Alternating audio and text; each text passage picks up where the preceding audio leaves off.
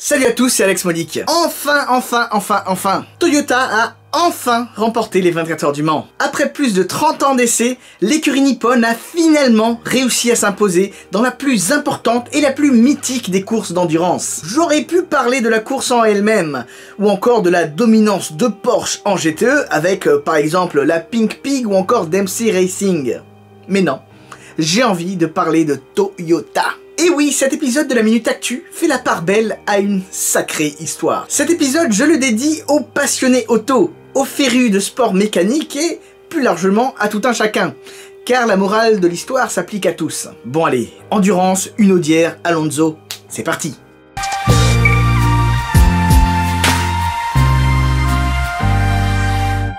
Toyota a remporté la 86e édition des 24 heures du Mans. Je sais, je me répète, mais ça semble tellement surréaliste que je préfère que ça s'imprègne bien dans votre esprit. Car en effet, depuis 1985, les Japonais sont présents au Mans, sans jamais avoir réussi à s'imposer. Bon, faut avouer que quand tu te frottes pendant des années à Audi ou Porsche, dont l'hégémonie en endurance était totale, c'est pas facile, hein. Autant vous dire que, désormais, Toyota fait solidement partie de l'histoire des 24 heures du Mans. On se souvient tous de l'édition 2016 de la course sartoise où la voiture Toyota numéro 5 commence à perdre en puissance à un tour de la fin de l'épreuve, puis tombe en panne. En pleine ligne droite des stands à 3 minutes de la fin. Quand il y a eu ce truc-là, ils ont filmé les têtes des dirigeants de Toyota. Et ben les amis, je peux vous dire que je suis pas prêt de les oublier. Du coup, suite à cet abandon de Toyota, Porsche s'était imposé encore une fois. D'ailleurs, à l'époque, ils avaient fait preuve d'un bel état d'esprit, d'une belle sportivité, en dévoilant un message vraiment beau. On s'est battu pendant 24 heures, au coude à coude pendant 24 heures. Vous avez gagné notre respect pour toujours. Donc voilà, la malédiction est terminée, Toyota a remporté les 24 heures du Mans. Après oui, hein, il faut avouer qu'ils avaient tout pour gagner.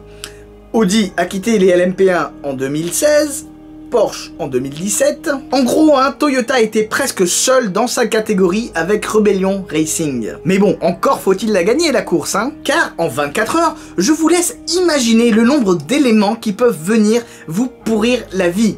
La mécanique, l'électronique, le côté humain, la météo, le destin. D'ailleurs, pour cette victoire, Toyota avait opté pour une équipe à 3 pilotes particulièrement remarquable. D'un côté, nous avions Kazuki Nakajima et Sébastien Buemi.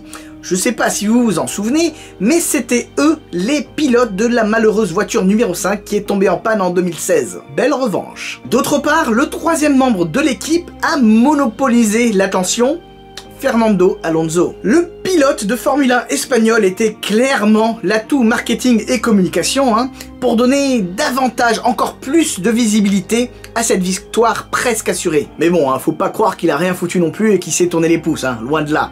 D'ailleurs, il a fait une de ses remontées vraiment impressionnantes, tellement dingue que je vous la mets.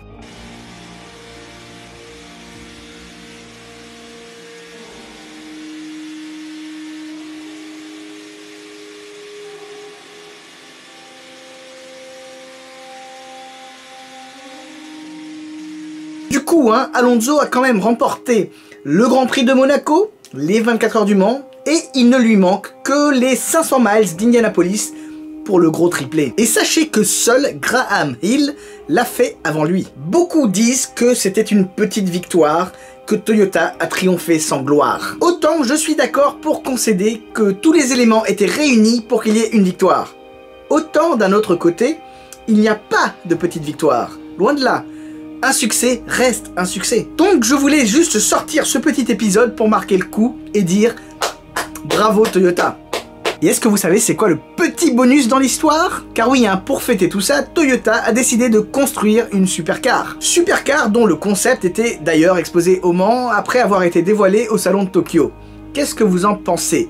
Toyota n'est pas spécialement habitué aux hypercars, ou ni supercars d'ailleurs, mais bon. Pour le moment, on sait très peu de choses pour être franc. Mais bon, vous me connaissez, dès que j'entends le mot supercar, je suis emballé. N'oubliez surtout pas de vous abonner à mon YouTube et me suivre sur Facebook et Instagram. Et du coup, j'espère que vous aurez compris la morale de l'histoire. Qu'avec de la persévérance, de la détermination, du travail et une volonté de faire, on finit toujours par trouver la réussite où qu'elle soit. Ne jamais rien lâcher, ne pas écouter vos opposants et ceux qui disent que vous ne pourrez jamais le faire, blablabla, se battre jusqu'à la fin. Et surtout, ne l'oubliez pas, on n'a peut-être pas la même voiture, mais on a la même passion. Sur ce, je vous dis à très bientôt, ciao ciao.